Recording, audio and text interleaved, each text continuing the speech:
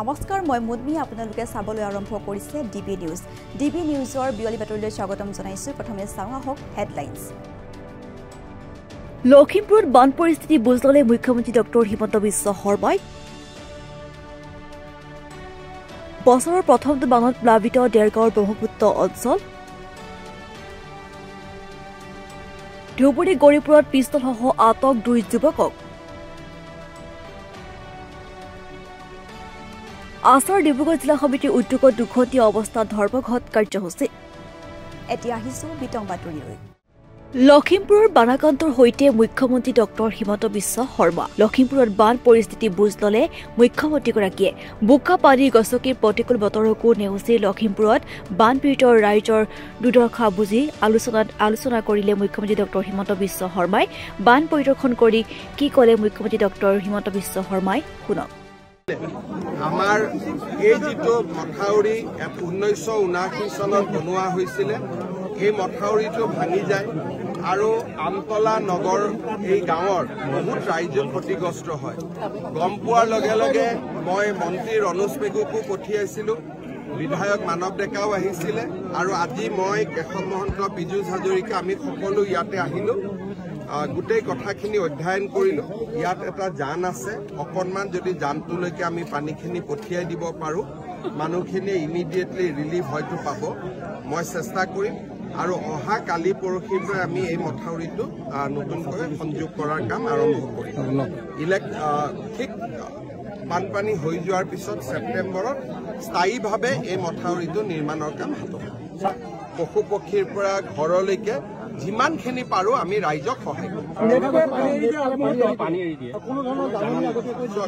অলপ আগতে মই এয়াৰপৰ্টত নেপকোৰ অফিচাৰখিনিৰ লগতো কথা পাতিছোঁ আৰু তেওঁলোকক মই অলপ বেয়াকৈয়ে কৈছোঁ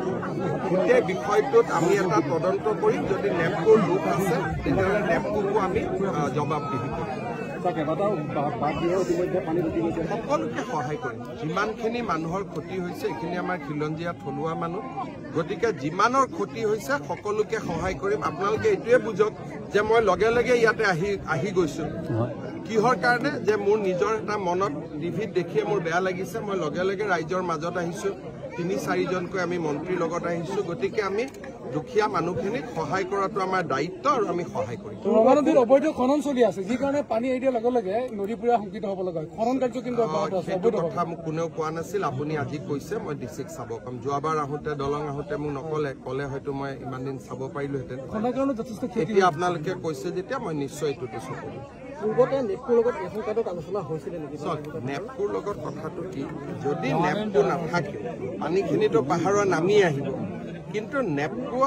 নেপকো থকাৰ কাৰণে এটা পৰ্যায়লৈকে পানীটো তেওঁলোকে ৰিজাৰ্ভত ৰাখে আজি মই তেওঁলোকক সেইটোৱে কৈছোঁ যে ৰিজাৰ্ভটো বহুত ডাঙৰ হ'ব দি একেলগে যদি এৰি দিয়ে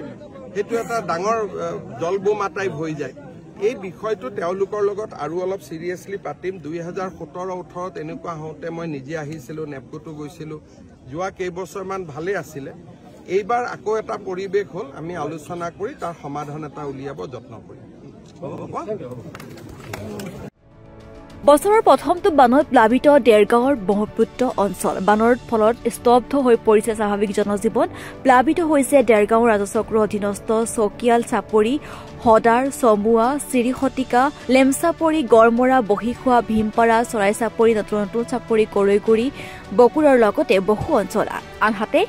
SDRF বাহিনী উপস্থিত হৈছে মথাউৰি পাৰৰ ৰাইজক উদ্ধাৰ কৰিবৰ বাবে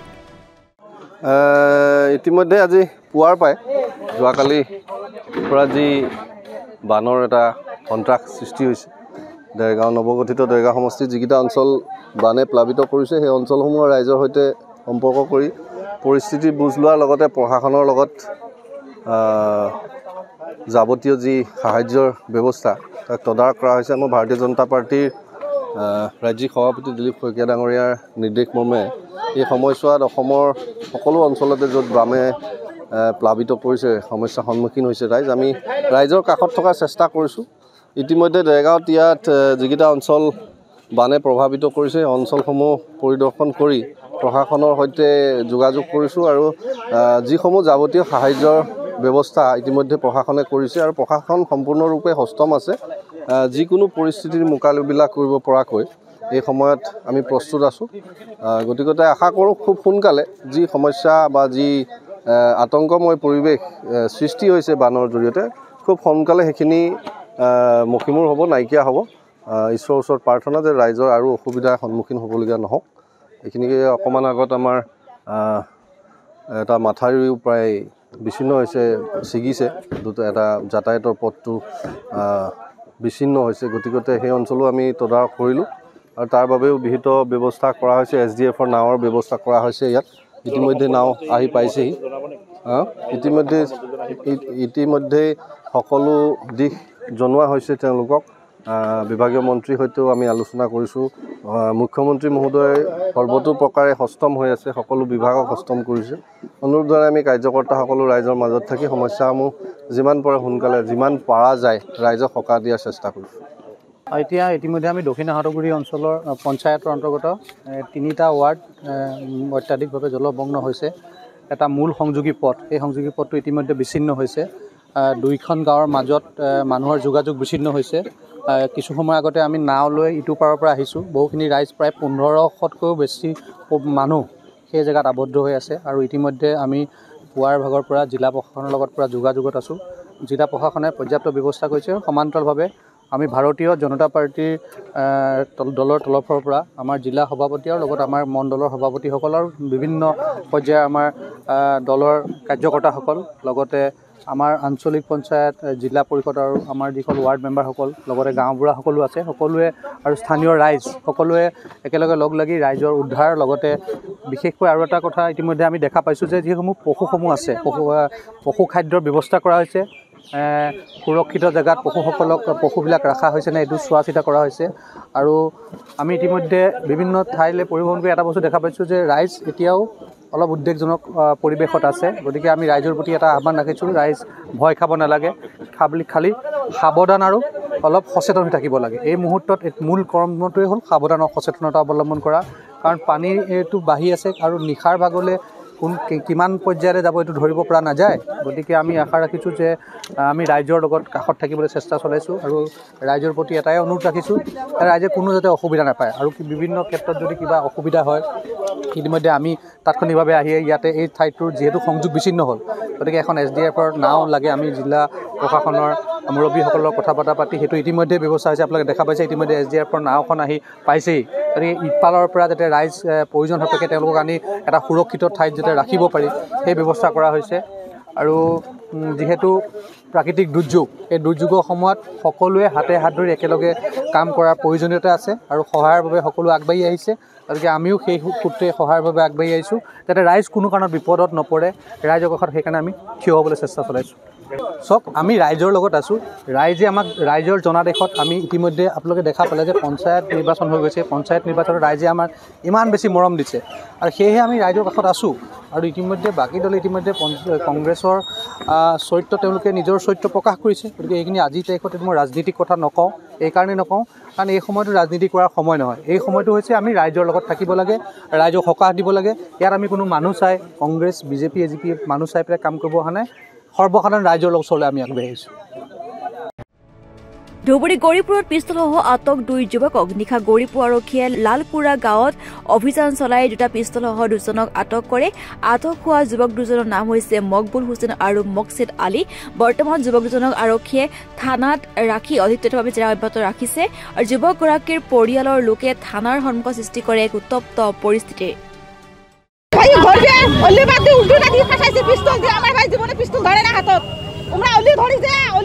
মুখ বান্ধি গেছে, বেড়া ধরা কাঠি টাঠি দরজা ভাঙি দিছে।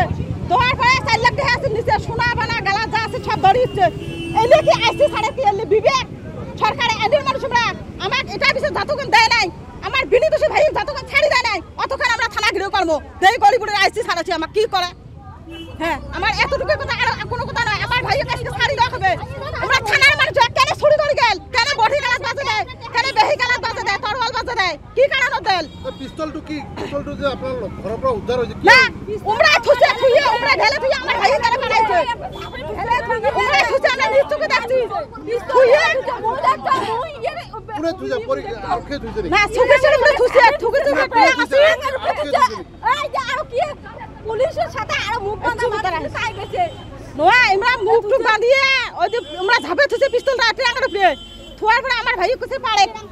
ওই পাচ্ছে আমরা ভিডিও করছে করি কইছে বলে এই পিস্তল নিছে জীবনে আমার ভাই কোনোদিন পিস্তল দেই কি করে নাই হাত দিয়ে বলায় নাই আর ওইলে মিশে বদনাম ওই জন্য আজকে 3টার ভিতরে যদি আমার ভাই ছাড়ি না দেয় গরিবপুর থানা ঘিরেও করব সদৌ অসম আদিবাসী ছাত্ৰ সন্থা আছাৰ ডিব্ৰুগড় জিলা সমিতিৰ উদ্যোগত আৰু চৰাইদেউ তিনিচুকীয়া জিলা সমিতিৰ সহযোগত দুঘণ্টীয়া অৱস্থান ধৰ্মঘট কাৰ্যসূচী তেওঁলোকৰ দাবীসমূহ হ'ল আদিবাসীসকলৰ অনুসূচীকৰণ প্ৰকৃত জাতি জনগোষ্ঠী ৰূপে জাতিগত প্ৰমাণপত্ৰ প্ৰদান কৰা আৰু শ্ৰমিকৰ ন্যূনতম দৈনিক মজুৰি চাই শ্ৰমিকৰ দৈনন্দিন মজুৰি হৈছে 550 টকালৈ বৃদ্ধি কৰা আদিবাসীসকলৰ ভূমি অধিকাৰ সুনিশ্চিত কৰা স্থায়ী আৰু অস্থায়ী চাহ শ্ৰমিকৰ কৰ্মৰ পৰা অৱসৰৰ পাছতো সম্পূৰ্ণ চিকিৎসা প্ৰদান কৰা আৰু পৰিবহণ ব্যৱস্থা বিনামূলীয়াকৈ প্ৰদান কৰা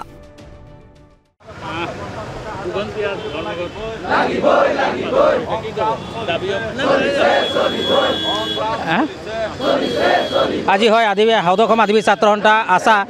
কেন্দ্ৰীয় নিৰ্দেশ মৰ্মে আজি ডিব্ৰুগড় জিলা সমিতিৰ উদ্যোগত চৰাইদেউ আৰু তিনিচুকীয়া জিলাৰ সহযোগত আজি আমি 2 ঘণ্টীয়া অৱস্থান ধৰ্মঘট লৈছোঁ আৰু আমাৰ দাবীসমূহ হৈছে অসমত বসবাস কৰা আদিবাসীসকলক অতিশীঘ্ৰে জনজাতিকৰণ প্ৰদান কৰিব লাগে তথা চাহ বাগিচা অঞ্চলত বহি থকা শ্ৰমিকসকলক ভূমি অধিকাৰ প্ৰদান কৰিব লাগে আৰু চাহ শ্ৰমিকৰ দৈনিক মজুৰি 550 টকা বৃদ্ধি কৰিব লাগে বিশেষকৈ আজি আমি ধৰ্ণা দিবলৈ হৈছে 4টা জুনত ধৰ্ণা দিছোঁ এইটো কাৰণে যে তেওঁলোকে বিজেপি চৰকাৰ হিমন্ত চৰকাৰ যেতিয়া আসনত আহিল তেওঁ প্ৰতিশ্ৰুতি দিছিল যেতিয়া মই আসনত অহাৰ লগে লগে অসমৰ আদিবাসীসকলক 6 মাহে ভিতৰত মই সম্পূৰ্ণ আদিবাসীসকলক জনজাতিকৰণ প্ৰদান কৰি আজি 2টা কাৰ্যকাল তেওঁলোকে গুচি গ'ল বিজেপি চৰকাৰ অসমত কিন্তু আজি পৰ্যন্ত তেওঁলোকে জনজাতিকৰণৰ কোনো কথা নাই তেওঁলোকে কেৱল 36টা জনজাতিকৰণ 36টা উপজাতিক তেওঁলোকে জনজাতিকৰণ দিম বুলি তেওঁলোকে হেৰি দেখালে কিন্তু আজি তাৰিখত এই 36টা জনগোষ্ঠীকো তেওঁলোকে জনজাতিকৰণৰ কোনো ধৰণৰ হেৰি কৰি সফল কৰিব পৰা নাই আজি তেওঁলোকে চাহ শ্ৰমিকৰ আসন অহাৰ লগে লগে তেওঁলোকে ক'লে যে আমি এখন লগে চাহ শ্ৰমিকৰ 350 টকা বৃদ্ধি কৰিম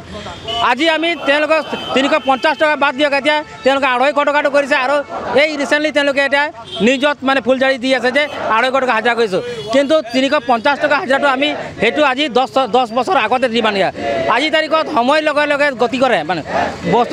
বস্তু পাতি সময়ত বৃদ্ধি হয় তেওঁলোকে কিন্তু সেই তেনেকুৱাত আজি আমাৰ দাবীটো হৈছে 550 টকা কিন্তু শ্ৰমিকে তেওঁলোকে 550 টকা আজি তাৰিখত তেওঁলোকে 350 টকা দিব পৰা নাই সেইকাৰণে আমি আদিবাসী ছাত্ৰ সন্থাই আজি ধৰ্ণা কাৰ্যসূচী লৈছোঁ বিজেপি চৰকাৰ বিৰুদ্ধে অতি সোনকালে অসমত বসবাস কৰা চাহ শ্ৰমিক যিসকল বাগান অঞ্চলত যি চিলিং হেক্টৰ মাটিবিলাক আছে তেওঁলোকে চাহ বাগিচা বহি থকা শ্ৰমিকসকলক তেওঁলোকে ম্যাদী পট্টা প্ৰদান কৰিব লাগে তেওঁলোকে পুঁজিপতি জনগোষ্ঠীক তেওঁলোকে প্ৰদান কৰিছে আমি বাগিচা অঞ্চলত দেখি পাইছোঁ বিভিন্ন জনগোষ্ঠীয়ে তেওঁলোকে বসবাস কৰিছে তেওঁলোকক পট্টা প্ৰদান কৰিছে কিন্তু যিসকল শ্ৰমিকে বাগান বনাইছে শ বছৰ তেওঁলোকে ইয়াত জীৱন যাপন কৰিছে তেওঁলোকৰ নামত এক কথা আজিলৈকে পট্টা প্ৰদান কৰা নাই আমি সেইকাৰণে বিজেপি চৰকাৰক ধিক্কাৰ জনাইছোঁ অতি শীঘ্ৰে বহি থকা চাহ শ্ৰমিকসকলৰ যি চিলিং হেক্টৰ মাটি আছে আৰু বহি থকা কোৱাৰ্টাৰবিলাক আছে তেওঁলোকে অতি শীঘ্ৰে বাগিচা অঞ্চলত থকা শ্ৰমিকসকলক তেওঁলোকে পট্টা প্ৰদান কৰিব লাগে আৰু চাহ শ্ৰমিকসকলৰ যিটো মজুৰি 550 বৃদ্ধি কৰিব লাগে যেহেতু এতিয়া সময়ৰ গতিৰ ওপৰত চলি আছে আৰু এই সময়ৰ গতিৰ ওপৰত যি ভয়ংকৰ মূল্য বৃদ্ধি হৈছে কিন্তু 250 টকা হাজিৰাত শ্ৰমিক এটা ঘৰ চলোৱা এটা সম্ভৱ নহয় আৰু আমি আদিবাসীসকলক অতি সোনকালে জনজাতিকৰণ প্ৰদান কৰিব লাগে কাৰণ কি ভাৰতবৰ্ষ গোটেই ৰাজ্যত আমি আদিবাসীসকলক জনজাতিকৰণ মৰ্যাদা পাই আছোঁ অসমৰ লাগি থকা ৱেষ্ট বেংগলত আমি জনজাতিকৰণ মৰ্যাদা পাইছোঁ কিন্তু অসমৰ ভাৰতৰ ভিতৰতে অসমখন আছে কিন্তু অসমখনতে আমাৰ জনজাতিকৰণৰ আমি বঞ্চিত হৈ আছোঁ গতিকে আমি বিজেপি চৰকাৰক আহ্বান জনাইছোঁ অতি শীঘ্ৰে আমাৰ জনজাতিকৰণ প্ৰদান কৰক নহ'লে আমি 2026 চনত বিজেপি চৰকাৰক ইয়াৰ প্ৰত্যুত্তৰ দিবলৈ আমি সাজু হৈ আছোঁ ডিবি নিউজৰ বিয়লি বাতৰি আজিলৈ ইমানেই আছিল চাই থাকিব ডিবি নিউজ